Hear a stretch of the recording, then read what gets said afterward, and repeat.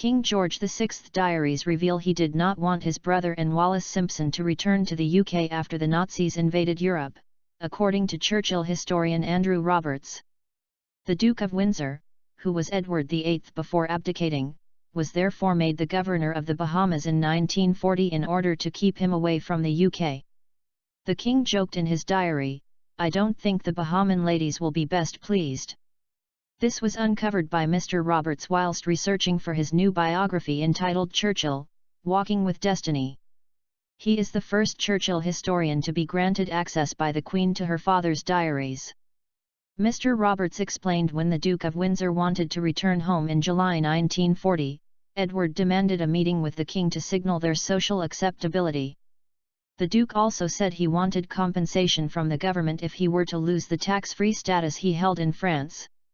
Instead, Churchill offered him a governorship far away from Europe.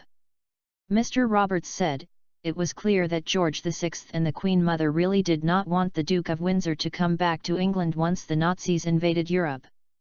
But they didn't want him to go to the Bahamas either, where he became governor." In September 1944 Churchill met with the Duke of Windsor in London. The king sent Churchill a telegram that read, "In any discussion as to his future, perhaps you would put forward my conviction, which you already know, namely that his happiness will be best promoted by making his home in the USA.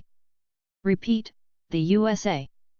Churchill responded he had not passed on the message in case it provoked the exiled former monarch to doing the exact opposite. The Duke of Windsor, who abdicated his throne after deciding to marry divorcee Ms. Simpson, was somewhat of a nuisance during the war.